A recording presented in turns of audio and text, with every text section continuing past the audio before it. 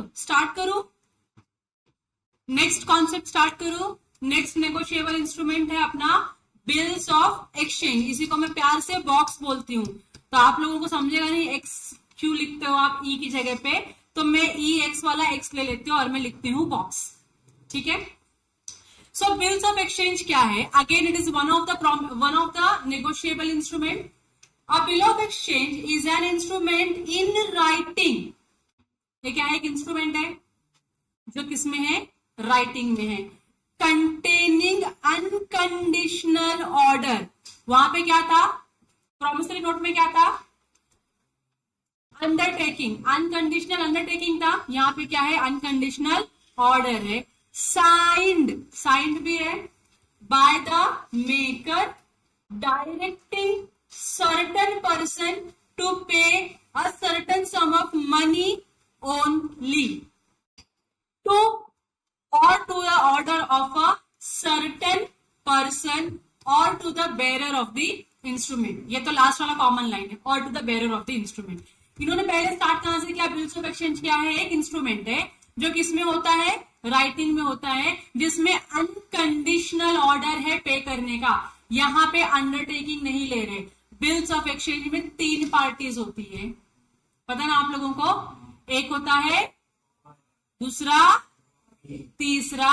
Clear है ना आप लोगों को?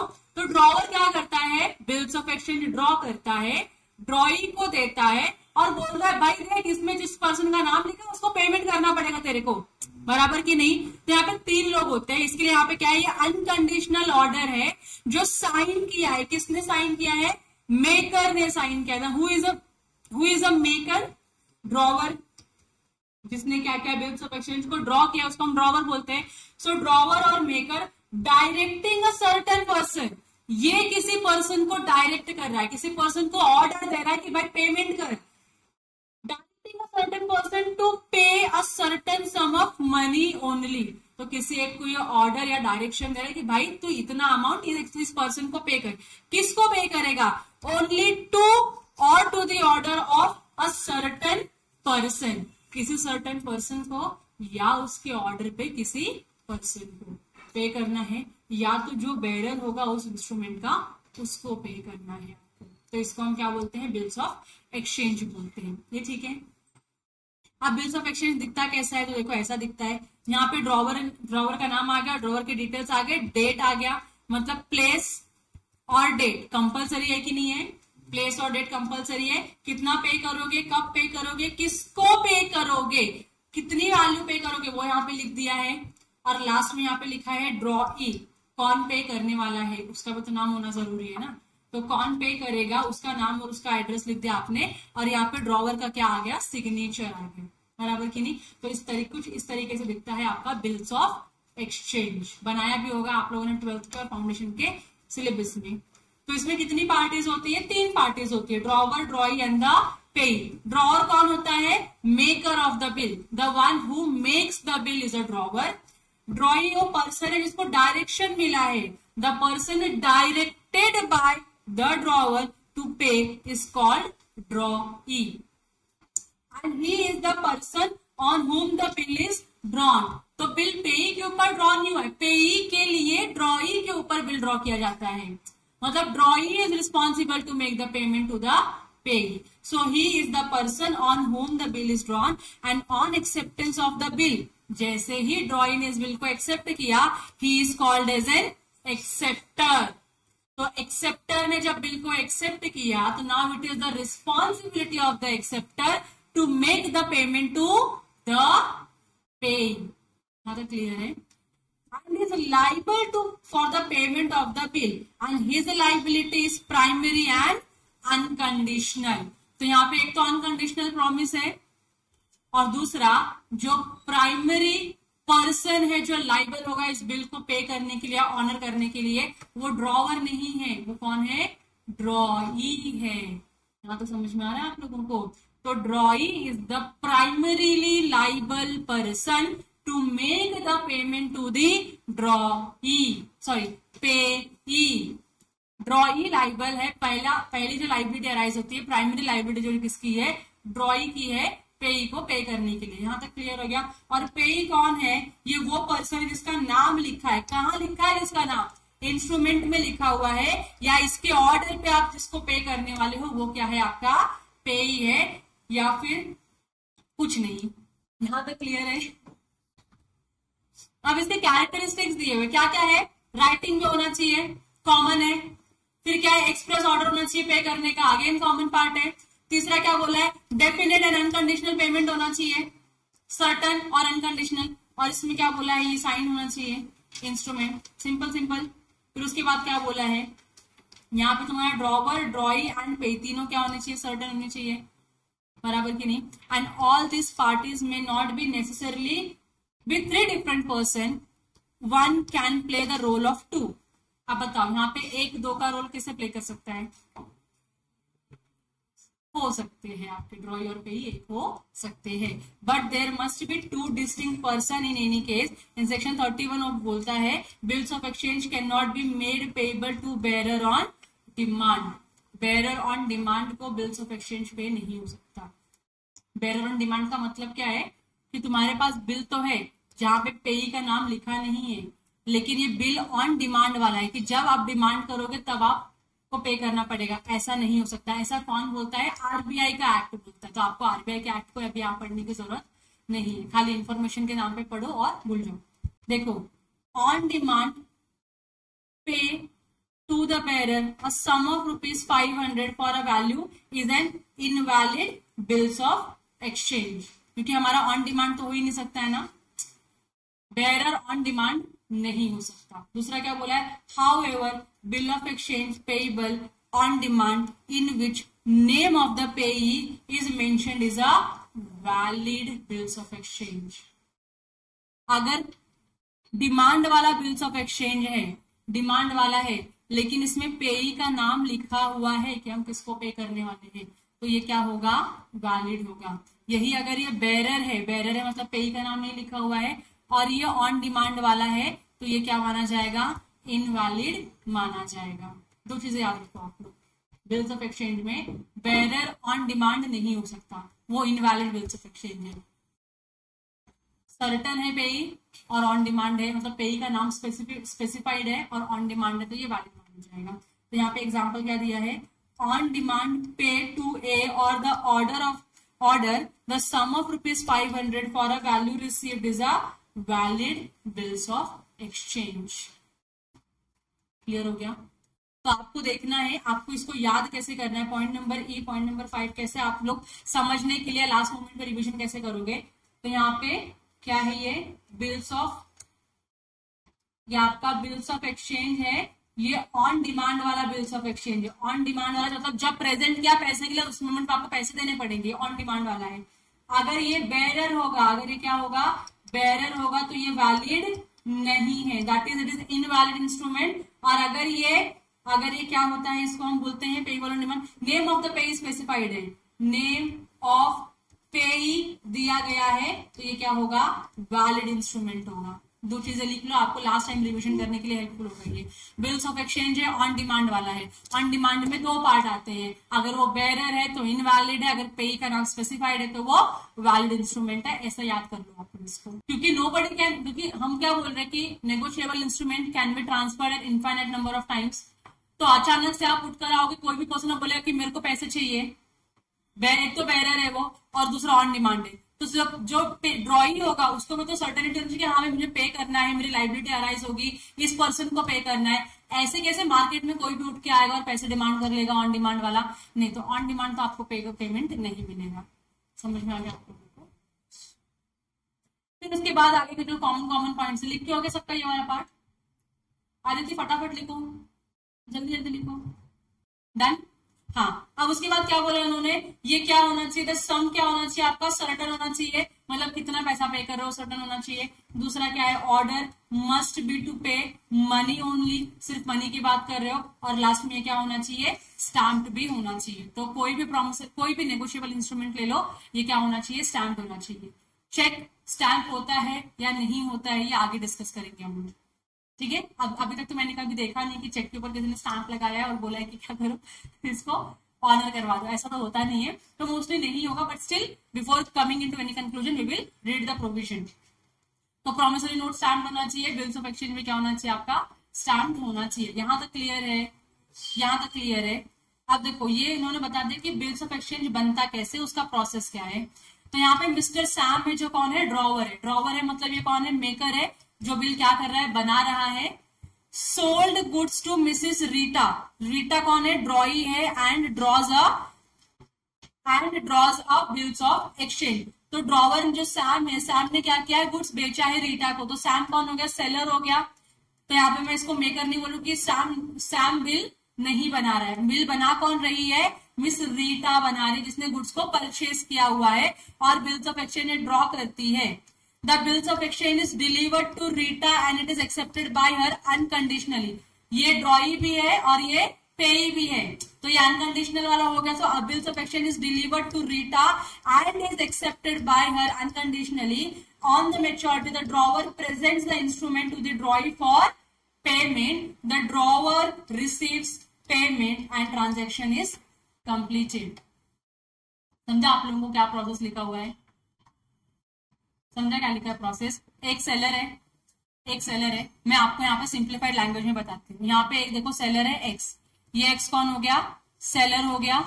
एक्स सेलर ने क्या किया है, वाई को, वाई जो कौन है हमारा बायर है, वाई को उसने क्या किया है, गुड्स सेल किया है। क्या किया है इसने, गुड्स सोल्ड किया है। यहां तक क्लियर है। अब मिस्टर जो वाई है वो बायर है, तो वो प्रॉमिस कर रहा है कि भैया मैं क्या करूंगा, तुमको तुम्हारा पेमेंट कर दूंगा। पेमेंट कितने का है, मानो पेमेंट है वर्थ ₹10,000 का।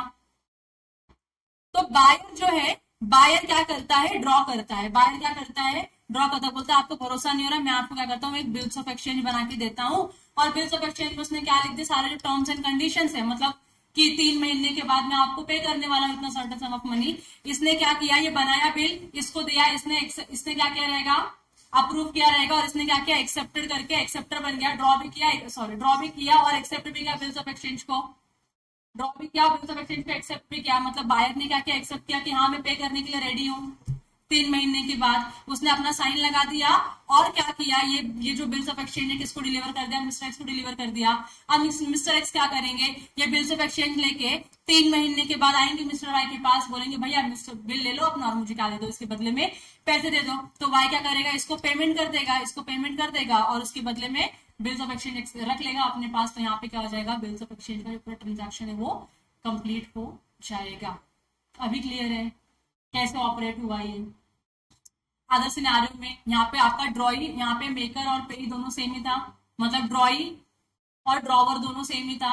ये अलग सिचुएशन में ऐसा हो सकता है कि आपका ड्रॉवर अलग होगा और पेई अलग होगा, जहाँ पे ड्रॉवर जो है ड्रॉई और पेई अलग होगा, जहाँ पे ड्रॉवर जो है ड्रॉई को इंस्ट्रक्शन देगा कि भैया तू इतना पैसा इसको दे दे, बराबर की नहीं, वैसा भी हो सकता है। तो ये सिनेरियो आपके अलग अलग हो सकते हैं। यहाँ पे कुछ प्रोसेस दिया हुआ था, देख लो खाली एक बार, समझ गया तो बहुत अच्छी बात है, नहीं समझा तो फिर से देख लेना एक बार, ठीक है। हाँ सुप्रिया, कंफ्यूजन तो कंफ्यूजन, किसी को कंफ्यूजन नहीं, चलो आगे बढ़े। फिर देखो जो ऊपर इमेज दिखाया था उसका यहाँ पे क्या सारांश देके रखा उन लोगों ने। In the above image firstly the seller sold goods to the buyer और the customer and then draws a bill of exchange on him.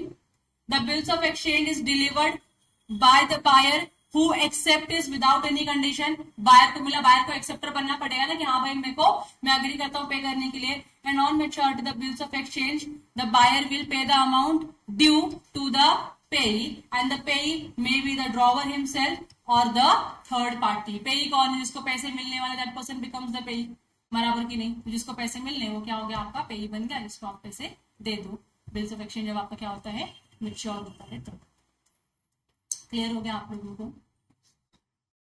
तो मैंने शायद ऊपर आपको बोलते बोलते मैंने जब आपको क्वेश्चन पूछा था कि 2 पर्सन एक हो सकता है, मतलब 3 जरूरी नहीं है पार्टी, इट कैन ड्रॉवर, ड्रॉई, पेई, मैंने ऐसे 3 पार्टीज बोले थे। कौन से 2 पर्सन सेम हो सकते हैं, ड्रॉवर और पेई, ठीक है। यहाँ तक क्लियर है। तो उसके हिसाब से अगर आप देखोगे तो यू विल अंडरस्टैंड कि ड्रॉवर और पेई जो होते हैं वो सेम होते हैं, सेम हो सकते हैं, सेम नहीं भी हो सकते हैं, but majority time it will be same person only. यहाँ तक क्लियर हो गया। अब यहाँ पे दिया है आपको डिफरेंस। डिफरेंस क्या दिया है इन लोगों ने, कि भाई प्रॉमिसरी नोट और बिल्स ऑफ एक्सचेंज कैसे एक दूसरे से अलग है वो देख लो, शायद आपको यहां से क्वेश्चन आ जाए डिस्टिंक्शन वाला। तो पहले तो आप उनका मीनिंग लिख दो, डेफिनेशन लिख दो जो आपको पता है। प्रॉमिसरी नोट क्या है? एक इंस्ट्रूमेंट है, राइटिंग में है, जो बैंक नोट या करेंसी नोट नहीं होता है, अनकंडीशनल कंडीशन होता है, इसके अंदर अंडरटेकिंग होता है, साइंड होता है बाय मेकर, जहां पे वो अब साइन करता है कि मैं पे करूंगा sum of money only to the order of the person और the bearer of the instrument. ये आपका प्रॉमिसरी नोट है। बिल्स ऑफ एक्सचेंज क्या बोलता है कि इंस्ट्रूमेंट है राइटिंग में, जहां पे अनकंडीशनल ऑर्डर है, साइन होता है मेकर के थ्रू, डायरेक्ट करता है कि पे कर दो भाई आप certain sum of money only either to either to the person, the payee or to the order of that particular person। यहां तक क्लियर है आप लोगों को? और to the bearer of the instrument। Nature of instrument, promissory note में क्या होता है? There is a promise to pay money, कि मैं प्रॉमिस कर रहा हूं कि मैं पैसे दूंगा। यहाँ पे क्या बोला है? In bills of exchange there is an order for making payment. तो हमारे डेफिनेशन में भी ऑर्डर ही था, याद आ रहा है आप लोगों को, इसलिए मैंने एम्फोसाइज भी किया था उस वर्ड के ऊपर। यहाँ पे ऑर्डर है, आप किसी को ऑर्डर करो कि आप पे करो, पेई को। तो यहाँ पे क्या है? बिल्स ऑफ एक्सचेंज में there is an order for making the payment. यहाँ पे प्रॉमिस है, मतलब वो सामने से बोल रहा है कि मैं प्रॉमिस करता हूँ, यहाँ पे अदर पर्सन इसको ऑर्डर दे रहा है कि तू लिख के तू पे करके देगा मुझको इतना अमाउंट। तो इसलिए ड्रॉवर क्या कर रहा है? ड्रॉई को ऑर्डर दे रहा है पे करने का। यहाँ तक क्लियर हो गया? और ड्रॉई क्या करता है? फिर उस बिल्स ऑफ एक्सचेंज को एक्सेप्ट करता है और अगेन ड्रॉवर को देता है और फिर मैच्योरिटी होने के बाद उसको पेमेंट करता है। क्लियर है? प्रॉमिसरी नोट में दो पार्टी होता है, मेकर और पेई होता है। यहाँ पे तीन पार्टी हो सकते हैं, drawer, drawee and payee, and this two person can be one and the same, कोई दिक्कत नहीं है। एक्सेप्टेंस बोला है, एक्सेप्टेंस में क्या बोला है? Promissory note does not require any acceptance, बराबर ना, क्योंकि आप खुद से प्रॉमिस कर रहे हो कि आप इतना पे करोगे, तो आप एक्सेप्टेंस किसका लोगे उसमें? बराबर कि नहीं? आपने खुद ने प्रॉमिस किया, तो जो पे करने वाला होता है एक्सेप्ट भी तो वही करता है ना। तो आपने प्रॉमिस कर दिया, किसी ने आपको ऑर्डर दिया था कि एक्सेप्ट कर दो, तो आपने उसको एक्सेप्ट कर दिया। तो एक्सेप्टेंस कहाँ आता है? ऑर्डर में आता है। प्रॉमिस कहाँ पे आता है? प्रॉमिसरी नोट में आता है। तो यहाँ पे a promissory note does not require any acceptance as it is signed by the person who is liable to pay. कि मेरे को पता है I am the person who is liable to make the payment, then whom should I make the promise, whom should I give the acceptance? मैं खुद ही accept करती हूँ, मैं खुद ही प्रॉमिस कर रही हूँ कि मैं आपको पे करूंगी। This is voluntarily part, it is coming voluntarily. यहाँ पे क्या हो रहा है? बिल्स ऑफ एक्सचेंज में एक्सेप्टेंस ड्रॉई का रिक्वायर्ड है। ड्रॉई का एक्सेप्टेंस क्या है? रिक्वायर्ड है। जहां पे ड्रॉई एक्सेप्टेंस किसको देता है? ड्रॉवर को या पेई को, कि मैं आपको इतना अमाउंट पे करूंगी जितना इस नोट में या बिल्स ऑफ एक्सचेंज में लिखा हुआ है। ये क्लियर हो गया आप लोगों को? अगला पॉइंट है पेबल टू बेरर। मुझे बताओ, प्रॉमिसरी नोट हम बेरर को पे कर सकते हैं क्या? नहीं पे कर सकते। स्पेशल पॉइंट था प्रॉमिसरी नोट की कैरेक्टरिस्टिक्स का। लेकिन क्या बिल्स ऑफ एक्सचेंज को हम बेरर को पे कर सकते हैं? Answer is yes. खाली क्या नहीं होना चाहिए? बेरर ऑन डिमांड नहीं होना चाहिए। So on the other hand bills of exchange can be drawn on payable to a bearer, however it can not be a payable to bearer on demand. तो इसका ये स्पेशल पॉइंट है जो आपको याद रखना पड़ेगा। यहां तक क्लियर है? Bills of exchange payable to bearer on demand नहीं हो सकता, ये आपको ध्यान रखना पड़ेगा। So with this we are completing our second negotiable instrument of bills of exchange। Bills of exchange खत्म कर दिया और बोला था ऑफ निकल गया, कुछ और बोला था, कुछ और लेकिन समझो आप लोग, भावनाएं समझो मेरी। हमने दो नेगोशिएबल इंस्ट्रूमेंट कवर किया, पहला प्रॉमिसरी नोट, दूसरा बिल्स ऑफ एक्सचेंज। क्या आपको इन दोनों में से किसी में भी डाउट है? नहीं, ऑलमोस्ट सारी चीजें कॉमन है, ऑलमोस्ट सारी चीजें कॉमन है। एग्जाम में आएगा तो लिख पाओगे, अगर 100% श्योरिटी है तो लिखना, ठीक है। और थर्ड, अब जो हमारा जो लास्ट नेगोशिएबल इंस्ट्रूमेंट है, नेगोशिएबल इंस्ट्रूमेंट एक्ट का, दैट इज चेक। अब हम वो पढ़ेंगे। अब चेक जो है आपका थोड़ा सा बड़ा जाने वाला है, क्योंकि चेक में बहुत सारी चीजें आती है। ऊपर गया, हाँ वो मुझे, मैं ढूंढ नहीं रही हूँ मैं आपको बता रही हूँ, काफी बड़ा चेक जाने वाला है आपको, क्योंकि चेक में बहुत सारी चीजें पढ़नी होती है। फिर उसके बाद आपको पढ़ना है डिसऑनर हो गया तो क्या हो जाएगा, और फिर उसके बाद आपको पढ़ना है ये पढ़ना है कहाँ, लास्ट पार्ट कहाँ है, ये rules of compensation section number 117, ये लास्ट पार्ट है जो आपको पढ़ना है। यहाँ तक पढ़ना है, मतलब पेज नंबर 23 तक तो हमको पहुंचना है।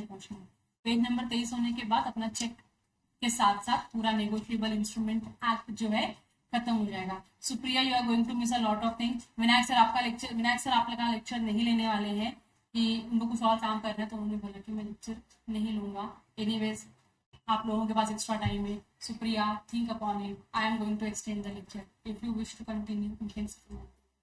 2 मिनट का ब्रेक ले लेना, 2 मिनट का। चलो, ऑल डन ना? हो अलाइव? अलाइव हो जिंदा कि मर गए? बेर कर पाओगे मुझको? हाँ कर लो ना, आज का लास्ट लेक्चर ले लेते हैं ना, खत्म हो जाएगा तो मैं भी छुट्टी हो जाएगी मेरी भी। मैं जाके मेरा कुछ 4 शब्द पढ़ लूंगी, तुम लोग मुझसे फ्री हो जाओगे, तुम अपने कुछ 4 शब्द पढ़ लेना, ठीक है? चलो, अगला जो नेगोशिएबल इंस्ट्रूमेंट है दैट इज चेक। यही वो एक इंस्ट्रूमेंट है जो आपको प्रैक्टिकल लाइफ में देखने मिलेगा ना। बिल्स ऑफ एक्सचेंज आपको ज्यादा देखने मिलेगा, प्रॉमिसरी नोट भी आपको देखने नहीं मिलेगा। सेक्शन नंबर 4 में बोला है प्रॉमिसरी नोट क्या होता है। सेक्शन नंबर कितने में? 4 में बोला है प्रॉमिसरी नोट क्या होता है। सेक्शन नंबर 5 में बोला गया है बिल्स ऑफ एक्सचेंज के बारे में, एंड सेक्शन नंबर 6 में बोला गया है आपका चेक। तो ये 3 + 3 6 सेक्शन नंबर 6 में डिफाइन किया है। चेक कहां पे डिफाइन किया? सेक्शन नंबर 6 में। प्रॉमिसरी नोट का नोट में 4 लेटर है, तो promissory note is defined under section 4। अब जो बच गया है आपको पता है इन दोनों के बीच में क्या आता है? बिल्स ऑफ एक्सचेंज आता है, तो it is defined under section number 5। Okay है, याद रख पाओगे सेक्शंस को कम से कम? गुड। नहीं याद रखोगे तो कोई दिक्कत नहीं है। चलो, सबका अटेंशन यहां होना चाहिए। चेक होता क्या है? तुम लोगों ने जिंदगी में अपने चेक की कॉपी देखी होगी, ऐसी होती है चेक। यहाँ पे लिखा होता है 2 डैश डैश डैश, यहाँ पे डेट होता है, यहाँ पे अमाउंट इन रुपीज होता है, फिर यहाँ पे साइन होता है, बराबर कि नहीं? अकाउंट नंबर एंड डिटेल्स यहाँ पे लिखे होते हैं चेक में। नहीं देखा होगा तो प्लीज घर पे आके पापा से मांग लेना एक चेक देखने के लिए, दिखा देंगे। चेक क्या है? चेक है एक bills of exchange. Cheque is a bill of exchange drawn on specified banker. किसी एक पर्टिकुलर बैंकर के ऊपर आपने ड्रॉ किया है, and not expressed to be payable otherwise than on demand, and it includes electronic image of a truncated cheque and a cheque in the electronic form. बहुत सारे words use किए गए। Let's break into a various parts, और फिर एक words को एक line को समझते हैं, ठीक है? तो सबसे पहले इन्होंने क्या बोला, चेक क्या होता है? तो एक बिल्स ऑफ एक्सचेंज है। चेक क्या है आपका? एक बिल्स ऑफ एक्सचेंज है जो ड्रॉ किया गया है। किसके ऊपर आप चेक ड्रॉ करते हो? बैंकर के ऊपर। बैंकर को चेक अगर मेरे को किसी ने दिया तो क्या मैं चेक में से लिखे हुए पैसे ले सकती हूँ?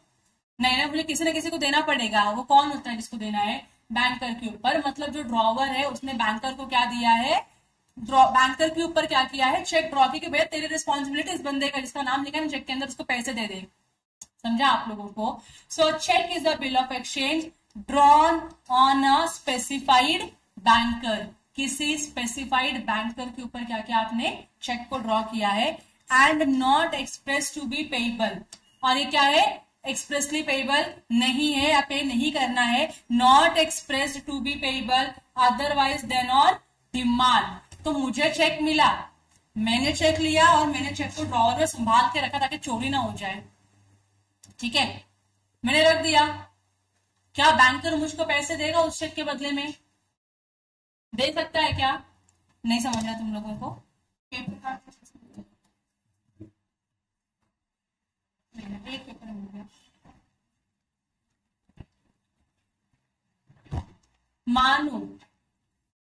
मानो क्या ये क्या है? एक चेक है, ठीक है? इस चेक को मुझे सिद्धू ने दिया। हाँ, सिद्धू के पास ये चेक था, सिद्धू ने इसमें मेरा नाम लिख दिया, पेएबल टू आरती विश्वकर्मा। कितना अमाउंट पे कर रहा है? पूरे 5,000 रुपया पे कर रहा है। डेट वगैरह सब लिख दिया उसने, साइन वाइन कर दिया अपनी, और उसने वो चेक लाया मुझको दे दिया। मैंने देखा भाई 5,000 बहुत बड़ा चेक का अमाउंट है, मैं चकरा गई थी। इसको देख के मैं चक्कर आके मैं बोला ये बहुत संभाल के रखना पड़ेगा इसको। मैंने ड्रॉवर ओपन किया और मैंने इसको छुपा के संभाल के रख दिया। क्या बैंकर लायबल है मुझको पैसे देने के लिए? नहीं। क्यों? चेक बैंक में जाना चाहिए ना, तो बैंकर लायबल होगा। इसके लिए इधर क्या बोला है, it is not express to be payable otherwise than on demand. इसका ये मतलब होता है जब मेरे पास चेक आया तो ये चेक लेके मैं कहा जाऊंगी, भाग भाग के बैंक के पास जाऊंगी, बैंक को ये चेक में सबमिट करूंगी और बैंक इस चेक के ऊपर मुझे क्या देगा, पैसे देगा। दैट इज डिमांड हो गया ना। मैं इंस्ट्रूमेंट लेकर गई, बैंक से पैसे मांगा, बैंक ने पैसे दे दिया मुझको। समझ में आ रहा है आप लोगों को? जब तक ये इंस्ट्रूमेंट मेरे पास था, मैंने इसको ड्रॉवर के अंदर करके रखा था, बैंकर की कोई लायबिलिटी नहीं थी मुझको पैसे पे करने के लिए, क्योंकि जब तक मैं चेक को बैंक में प्रेजेंट नहीं कर देती तब तक मुझे बैंकर लायबल नहीं है पैसे देने के लिए।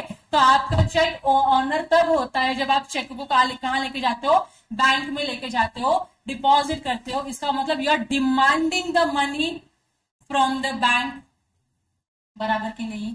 सो फिर से पढ़ो अभी इसको, देखो क्या लिखा है। A check is the bills of exchange drawn on a specified banker, किसी एक पर्टिकुलर बैंकर की लाइबिलिटी है पैसे देने की जो चेक में लिखी हुई है। Not expressed to be payable otherwise than on demand। आपको तब तक पे नहीं करना है जब तक वो डिमांड न किया जाए। तो जब तक मैं चेक लेके बैंक के पास पहुंचूंगी नहीं, बैंक की कोई लाइबिलिटी नहीं है मुझको पे करने की। जिस मोमेंट में मैंने चेक बैंक को दे दिया, बैंक की लाइबिलिटी है मुझको पे करने की। That means I am demanding the money, the holder of the check is demanding the money from the bank। बराबर की नहीं? समझ रहा है आप लोगों को मैं क्या बताने का ट्राई कर रहा हूँ कि सब ऐसा ऊपर से जा रहा है, समझ रहा है? Payable otherwise than on demand and it includes, और चेक में क्या क्या इंक्लूड होता है, electronic image of a truncated cheque. Truncated cheque क्या होता है आगे पढ़ाऊंगी, लेकिन अगर ट्रंकेटेड चेक का इलेक्ट्रॉनिक फॉर्म है तो वो भी होता है, या कोई इलेक्ट्रॉनिक चेक, ऐसा चेक जो क्या है इलेक्ट्रॉनिक वे से क्या किया है, ड्रॉ किया गया है, तो उसको भी हम क्या करेंगे, चेक के डेफिनेशन में इंक्लूड करेंगे। तो चेक के डेफिनेशन में कहीं आपको ये नहीं बोला है कि ये इंस्ट्रूमेंट है, इन राइटिंग है, साइंड है, स्पेसिफाइड है, पेई का नाम, सम सर्टेन है, ऐसा कुछ नहीं बोला है। उन्होंने सिंपली क्या बोला, बिल्स ऑफ एक्सचेंज है। क्या बिल्स ऑफ एक्सचेंज में सारी चीजें इंक्लूडेड थी ना सारी चीजें? हाँ, तो उन्होंने अपना काम कम कर दिया। हम बार बार चीजों को बताएंगे नहीं, तुम प्रिजम्पशन ले लो। तो हमने क्या बोला, बिल्स ऑफ एक्सचेंज है, इसका मतलब बिल्स ऑफ एक्सचेंज के जो भी कैरेक्टरिस्टिक्स सारे प्रेजेंट होने चाहिए चेक के अंदर की नहीं? Yes. So cheque is the bills of exchange drawn on a specified banker and not expressed to be payable, not expressed to be payable otherwise than on demand and it includes electronic image of a truncated cheque and cheque in the electronic form. यहां तक clear है आप लोगों को? अब यहाँ पे उन्होंने किसी को चार्ट बना दिया है, बिल्स ऑफ एक्सचेंज ड्रॉ किया है, पेएबल ऑन डिमांड होता है। मतलब आपने जब डिमांड करोगे तो ही पैसे मिलेंगे, डिमांड नहीं करोगे तो आपको पैसे नहीं मिलेंगे चेक के। यहाँ तक क्लियर है? अब पेएबल ऑन डिमांड का मतलब क्या उन्होंने ये बताया है, it should be payable whenever the holder chooses to present it to the drawee. अब यहाँ पे मेरा ड्रॉई कौन है, बैंक है ना, बैंक की लाइबिलिटी ना मुझको पे करने की चेक। तो जब जब यहाँ पे लिख दिया उन्होंने, ड्रॉई कौन होता है, बैंकर होता है। तो जब जब जो ये चेक का होल्डर है इसको प्रेजेंट करेगा, चेक हमेशा प्रेजेंट किया जाता है। जब आप बैंकर को ये चेक प्रेजेंट करोगे तो बैंकर क्या करेगा, आपको पैसा देगा। बैंकर कौन है आपका, ड्रॉई है, तब जाके ड्रॉई क्या करेगा, आपको पैसा देगा। यहाँ तक क्लियर है आप लोगों को? पेएबल ऑन डिमांड का क्या मतलब हुआ, समझ में आ गया आप लोगों को? यस। अब बैंकर कौन होता है तो उन्होंने इसको भी एक्सप्रेस किया है, बैंकर इंक्लूड्स एनी पर्सन, मतलब कोई इंसान ही है, वो कोई पर्सन ही है, एक्टिंग एज अ बैंकर, जो बैंकर की तरह एक्ट कर रहा है, मतलब जो बैंकिंग ट्रांजैक्शंस को हैंडल करता है, उसको हम क्या बोलेंगे, बैंकर बोलेंगे। या इसको हम बोलते हैं पोस्ट ऑफिस सेविंग बैंक। ये भी है ना, पोस्ट ऑफिस सेविंग बैंक, पता आप लोगों को गांव में बहुत चलता है। वो पोस्ट ऑफिस है, उनका भी एक स्कीम होता है जहां पे आप अपना सेविंग बैंक अकाउंट ओपन कर सकते हो, उनको भी बैंकर बोला गया है। तो इसको हम post office saving bank account, ऐसा जनरली अब हम अकाउंट के बारे में बात करते हैं तो विच से इट इज अकाउंट, तो इसका शॉर्ट फॉर्म बनता है पोस्बा। इसका क्या बन जाता है, पोस्बा। तो आप क्या पढ़ोगे, इसको पढ़ लो, पढ़ पा रहे हो तो ठीक है। पोस्बा ओके लगे, पोस्बा में अकाउंट रहता है तो अकाउंट का ये लगा तो पोस्बा बन जाता है, अदरवाइज क्या है, पोस्बा बन गया है। अब पता नहीं क्या प्रोनाउंस हो पाएगा ये लेकिन ठीक है, याद रखो खाली आप, बैंकर मतलब ये हर इंसान जो एज अ बैंक की तरह एक्ट करता है, और इसमें इंक्लूड क्या होता है, पोस्ट ऑफिस सेविंग बैंक भी इंक्लूडेड है इसके अंदर। यहां तक क्लियर है? दो चीजें डिफाइन की थी, दोनों चीजें क्लियर हो गई आप लोगों को। अब इसका ना एक्सप्लेनेशन दिया अलग अलग। अच्छा, ट्रंकेटेड चेक का एकदम मतलब आपको सिंप्लीफाइड लैंग्वेज में समझाने के लिए बोलूं तो ट्रंकेटेड चेक वो चेक होता है जिसका यूज हम करते हैं ताकि जो क्लियरिंग का प्रोसेस होता है ना वो शॉर्ट हो जाए। जनरली अगर आप बैंक में चेक डिपॉजिट करते हो या बैंक को आप चेक प्रेजेंट करते हो तो इट टेक्स 3 to 5, मैं हाईएस्ट साइड पे बोलूं 3 to 5 working days, 3 to 5 working days to clear your cheque. General ideal situation यही होता है। लेकिन अगर आपने ट्रंकेटेड चेक का सिस्टम यूज किया जहां पे ये कुछ अलग नहीं होता है, जो आपने चेक दिया है इसी का इलेक्ट्रॉनिक वर्जन बनाते हैं, क्लियरिंग हाउस या दूसरे बैंक के पास भेजेंगे, बोलेंगे इतना पैसे इधर ट्रांसफर करो या उस अकाउंट में ट्रांसफर करो और वो ट्रांसफर होता है।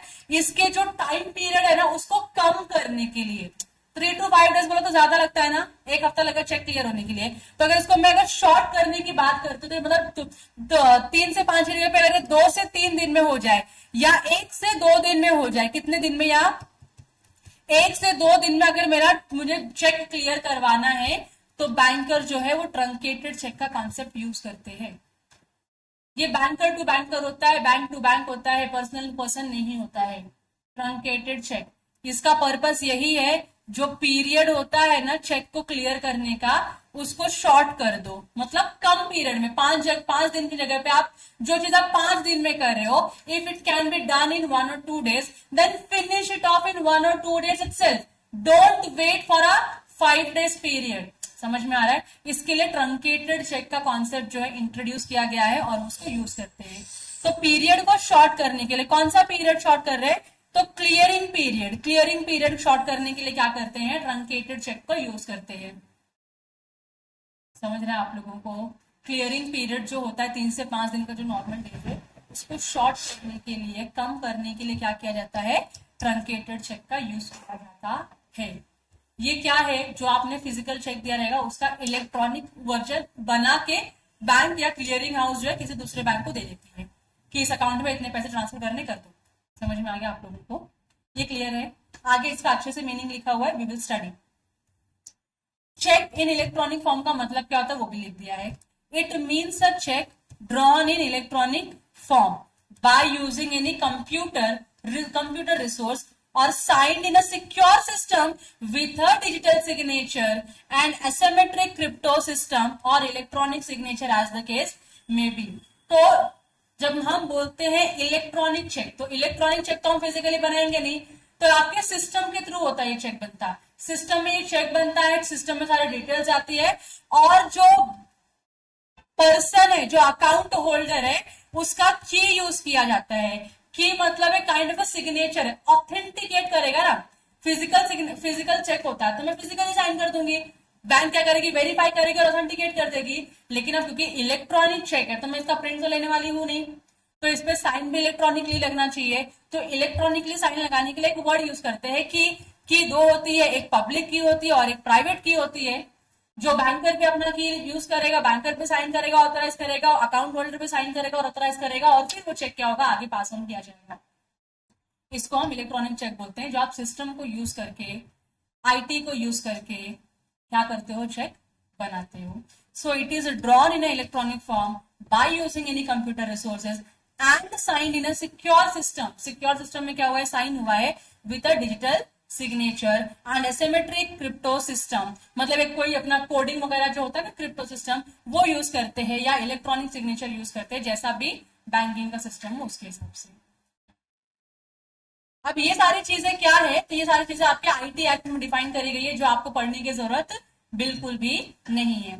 दूसरा ट्रंकेटेड चेक का मतलब दिया इन्होंने, it means a cheque which is truncated during a clearing cycle. Clearing cycle मैंने आपको जनरली 3 to 5 डेज का होता है, उसको ट्रंकेट करने का मतलब इसको क्या करने का है, शॉर्ट करने के लिए। So truncated cheque means a cheque which is truncated during a clearing cycle either by the clearing house. जो क्लियरिंग हाउस होती है, who is a clearing house, इसके ये पूरा ऑल टुगेदर डिफरेंट कॉन्सेप्ट होता है। एक बैंक से दूसरे बैंक में पैसे अपने आप से घूम के नहीं जाते हैं, ये एक दोनों का चेक एक जगह पे आता है, सिस्टम यहाँ पे आता है, कम्युनिकेट करता है, इसको हम क्लियरिंग हाउस बोलते हैं। जहां से ये कंपनी, ये जो बैंक है जिसको पैसे पे करने हैं, ये इसको पे करेगी और ये इसके अकाउंट में डिपॉजिट कर देगी। काइंड ऑफ अ सिस्टम क्या होता है, यूज होता है। तो ये जो सिस्टम चलाते हैं इसको हम क्लियरिंग हाउस बोलते हैं। यहाँ पे सारा चेक क्लियर होता है, क्लियरिंग हाउस। ये कभी कभी बैंक खुद होती है, कभी कभी इनका क्या होता है, कोई बनाया हुआ ऑर्गेनाइजेशन होता है जो क्लियरिंग हाउस वाला काम करता है। मतलब चेक को क्लियर करने का काम इनका ही है, चेक को बाउंस करवाने का काम भी इनका ही है। जो भी चेक के रिलेशन में सारी चीजें होती है इनका काम होता है। क्लियरिंग हाउस और by the bank whether paying और receiving payment immediately on the generation of the electronic image for transmission. तो यहां से यहां तक चेक पहुंचने में टाइम लगेगा ना, फिजिकली जाएगा तो इमीडिएट मुझे करना है तो इलेक्ट्रॉनिक रेप्लिका उसका क्या कर दो, जनरेट कर दो और क्या कर दो, क्लियरिंग हाउस को भेज दो। क्लियरिंग हाउस क्या करेगा, उसको वेरीफाई करेगा, पैसे आने हैं तो रिसीव करेगा, पैसे भेजने तो भेज देगा दूसरे अकाउंट में। सबमिटिंग और substituting the further physical movement of the cheque in writing. तो ये क्या कर रहे हैं, बैंक के पास चेक आ गया ना, अब बैंक के पास से क्लियरिंग हाउस से दूसरे बैंक में नहीं जाएगा, बैंक अपने पास ये चेक रखेगी, इसका रेप्लिका बनाएगी इलेक्ट्रॉनिक फॉर्म में, ये क्लियरिंग हाउस को और आगे भेज देगी जहां पे चाहिए। तो फिजिकल चेक किसके पास रह गया, बैंकर के पास ही रहेगा, किसी और के पास वो गया नहीं है। इसकी वजह से क्या होगा, जो आपका टाइम पीरियड है चेक क्लियर करने का, उसको हमने क्या कर दिया, कम कर दिया, शॉर्ट कर दिया। इसके लिए इसको हम क्या बोलते हैं, ट्रंकेटेड चेक बोलते हैं। यहां तक क्लियर है आप लोगों को, बेसिक से समझा आप लोगों को। शायद से आपको एग्जाम में 2 मार्क के लिए पूछे व्हाट इज ट्रंकेटेड चेक, तो इतना तो लिखने आना चाहिए आप।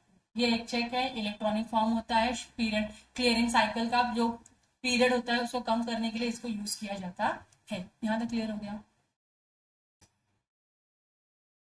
तो अब देखो क्लियरिंग हाउस क्या होता है, उन्होंने क्या बोला, ये क्लियरिंग हाउस वो है जिसको मैनेज कौन करेगा, आरबीआई करेगा, या ऐसा क्लियरिंग हाउस जिसको आरबीआई क्या करता है, रिकॉग्नाइज करता है। तो ये इंडिपेंडेंट ऑर्गेनाइजेशन भी हो सकता है, ये कोई बैंक भी हो सकता है, लेकिन हर क्लियरिंग हाउस को क्लियरिंग हाउस वाला काम करने के लिए आरबीआई का अप्रूवल लेना जरूरी है। अगर आपके पास आरबीआई का अप्रूवल है तो आप क्लियरिंग हाउस बन जाते हो। ये डेफिनेशन आपको नहीं पूछेंगे, ठीक है, खाली एक्सप्लेनेशन है। और दूसरा उन्होंने क्या बोला, ये वाला बोला asymmetric crypto system, digital signature वगैरह वगैरह कहाँ डिफाइंड है, आपके आईटी एक्ट में डिफाइंड है, नहीं पूछेंगे आपके एग्जाम में।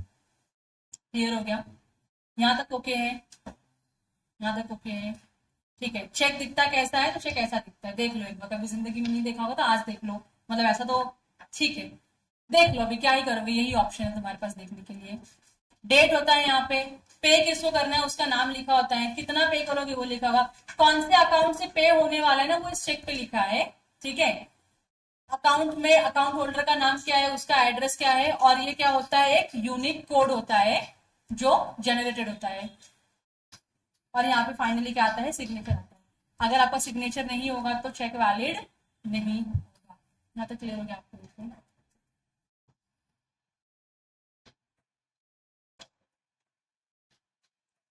अब चेक में देखो पार्टीज है, चेक में क्या है, अलग अलग पार्टीज है। पहला पार्टी कौन है आपका, ड्रॉवर है। और ओके विथ यू पीपल, ठीक है ना, जाना है सुप्रिया, नहीं जाना है, वेरी गुड। ड्रॉवर कौन होता है, तो drawer is a person who draws a cheque, that is who makes the cheque, that is debtor. जिसको पेमेंट करना है वही चेक बनाएगा ना। तो सिद्धू को पेमेंट करना था मुझको, इसलिए सिद्धू ने चेक बनाया। अगर मुझको किसी एक्स पर्सन को पेमेंट करना तो मैं उसके नाम का चेक बनाऊंगी कि नहीं बनाऊंगी। The one who makes the cheque is known as drawer. Simple है, जो बिल बनाता है ड्रॉवर है, जो चेक बनाता है वो भी क्या है, ड्रॉवर है। And his liability is primary and conditional.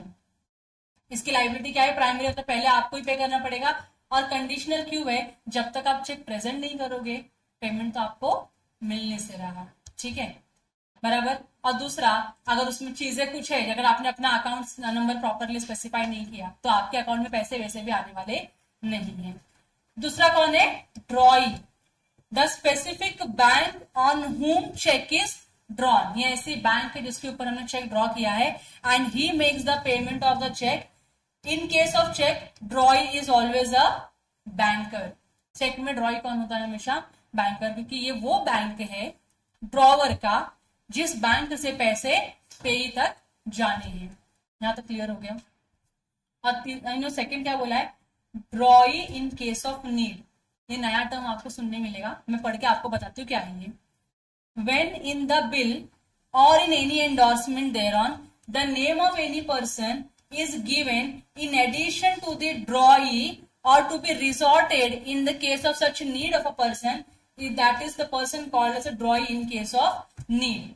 मतलब यहाँ पे हो क्या रहा है, drawee in case of need का मतलब क्या है, मैंने XYZ बैंक के ऊपर क्या किया है, चेक ड्रॉ किया है।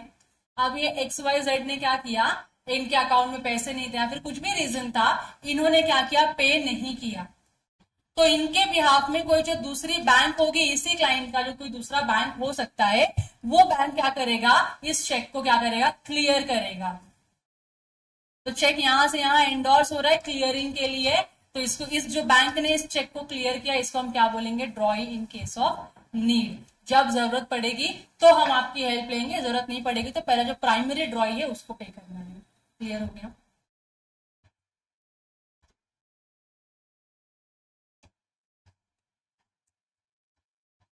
देखो यहाँ पे क्या लिखा है, व्हेन इन द बिल, जो आपका बिल ऑफ एक्सचेंज है उसके या फिर उसके इंडोर्समेंट पे किसी पर्सन का नाम लिखा है एडिशन टू द ड्रॉइंग, मतलब ये तो ड्रॉई है, पहले इसको पे करना पड़ेगा, लेकिन अगर ये नहीं पे करेगा तो आप किसके पास जाओगे पैसे मांगने के लिए, तो drawee in case of need के पास जाओगे पैसे मांगने के लिए। Drawee to be resorted to in such case of a need, such person is called as drawee in case of need. अगर मैं आपको बिल्स ऑफ एक्सचेंज की भाषा में इसको समझाने का ट्राई करूं, तो यहाँ पे ड्रॉवर, इसने चेक ड्रॉ किया, उसने क्या बोला, पे करना है इसको, इसने डायरेक्शन दिया कौन पे करेगा, तो मिस्टर सी पे करेगा। तो नाम लिख दिया कि मिस्टर सी, मिस्टर ए जो ड्रॉवर है उसको पे करेगा। अब जब मिस्टर ए मिस्टर सी के पास गया पैसे लेने के, तो मिस्टर सी के पास पैसे नहीं थे देने के लिए, तो अब मिस्टर ए क्या करेगा, पैसे भूल जाएगा, अपने केस फाइल करेगा तुरंत ही डिसऑनर का नहीं। तो वो यहाँ पे एक लोगों के बिल में क्या होता है, drawee in case of need का एक नाम एडेड होता है कि अगर सी नहीं पे कर पाया तो इसके बिहाफ में आप डी के पास जाइए और डी से पैसे लीजिए। तो जो डी है, जो ड्रॉई इन केस ऑफ नीड है, इसकी सेकेंडरी लाइबिलिटी होती है पे करने की। तो पहले आप अपने ड्रॉई के पास जाओगे पेमेंट लेने के लिए, वहां नहीं हो पाया तो किसके पास जाओगे, ड्रॉई इन केस ऑफ नीड के पास जाओगे। यहां तक क्लियर हो गया आप लोगों को, ठीक है। अगला क्या है, पेई। पेई कौन है, जिसका नाम इंस्ट्रूमेंट में लिखा हुआ है, that is the person in whose favour the cheque is issued. यहां तक क्लियर हो गया आप लोगों को। द पेई may be the drawer himself और अ थर्ड पार्टी। क्या कभी ऐसा आप लोगों ने देखा है कि चेक है यहाँ पे, तो यहाँ पे चेक में लिखा है ना पे, पे, तो मेरा अकाउंट है, मेरा अकाउंट है, मानो ये एबीसी बैंक नहीं है, ये कौन है, आरती विश्वकर्मा है, ठीक है, ये आरती विश्वकर्मा के नाम का अकाउंट है, she is the holder of this account. उसने अपने इसमें चेक में पे की जगह पे आगे लिख दिया सेल्फ, पे टू सेल्फ हो गया। तो क्या इस सिचुएशन में जो ड्रॉवर है वो पे ही बन गया है, क्या जो ड्रॉवर है जिसने इस चेक को बनाया है, क्या वो पे ही बन गया है, मतलब ये पैसा किसको मिलेगा, ड्रॉवर को ही मिलेगा। हो सकता है कि नहीं हो सकता। तो बैंक की सिचुएशन में जब चेक वगैरह आप यूज करोगे तो कभी कभी आपको ही कैश की जरूरत होती है और आपके पास आपका एटीएम कार्ड नहीं है, तो आप तो चेक लिखते हो, चेक पे अपना सेल्फ लिख देते हो और उसको बैंक में डिपॉजिट करते हो और बैंक आपको ऑन डिमांड पेमेंट भी कर देती है। समझ में आ रहा है, पे टू सेल्फ होता है। तो ये भी हो सकता है, तो यहाँ पे बोला पेई जो है वो ड्रॉवर भी हो सकता है। अगर ड्रॉवर ने पे में अपना नाम लिख दिया, सेल्फ लिख दिया, तो पेई क्या है, खुद ड्रॉवर है। यहाँ तक क्लियर हो गया आप लोगों को। हो सकता है ये एक्सेप्शनल सिनेरियो में हो सकता है।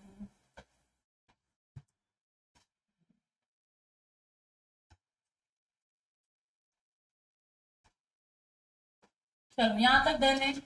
ड्रॉवर, ड्रॉई, पेई, तीनों पार्टीज क्लियर है आप लोगों को। अब यहाँ पे देखो क्या लिखा हुआ है, शॉर्टकट में लिखा हुआ है चेक। चेक क्या है, the person who is the maker, drawer, person who is directed to pay drawee, that is who is this bank, and इसके फेवर में हुआ है वो कौन है, पे है। यहां तक क्लियर हो गया। ये शॉर्टकट में याद करने के लिए आपको इजी हो जाएगा। अब इसेंशियल कैरेक्टरिस्टिक्स क्या बोला है, तो जनरली पहले तो आप बिल्स ऑफ एक्सचेंज का जो कैरेक्टरिस्टिक्स है वो फुलफिल कर लो। So according to the definition under section 6, cheque is a species of a bill of exchange. ये एक बिल ऑफ एक्सचेंज का एक पार्ट है, and this it should fulfil all the essential characteristics of a bills of exchange. Writing, sign, stamp, जो भी चीजें है वो must be drawn on a specified banker, किसी बैंकर का नाम ये ड्रॉई है, यही वो बैंकर जो पैसे देने वाला है, और it must be payable on demand. Payable on demand होना चाहिए। आपने चेक लेके ड्रॉवर में रख लिया, आपको पैसे नहीं मिलेंगे, आप उसको प्रेजेंट करिए बैंक में तो आपको पैसे मिलेंगे। अब यहाँ पे नोट क्या दिया है, These two additional feature distinguishes a check from a bill and thus all checks are bill while all bills are not checks. तो क्या पता आपको ऐसा क्वेश्चन पूछ ले वो लोग, कमेंट करने बोले all checks are bill but all bills are not check. लिख पाओगे अभी आप लोग? तो बिल ऑफ एक्सचेंज क्या होता है लिख दो, चेक क्या होता है लिख दो, और फिर एडिशन में 3 पॉइंट लिख दो जहां पे क्या होता है, अगर चेक और बिल कैसे डिफरेंशिएट होते हैं, तो चेक में क्या होता है किसी न किसी स्पेसिफाइड बैंकर का नाम लिखा होता है जो ड्रॉई होता है हमारा, और तीसरा जो पॉइंट है जो डिफरेंशिएट, जो सेकंड पॉइंट है जो डिफरेंशिएट करता है वो ये बोलता है ये हमेशा क्या होता है पेएबल ऑन डिमांड होता है। तो जब तक आप चेक बैंक में प्रेजेंट नहीं करोगे, ड्रॉई को प्रेजेंट नहीं करोगे, पैसे आपको नहीं मिलेंगे। इतना क्लियर हो गया आप लोगों को? क्लियर संचिता?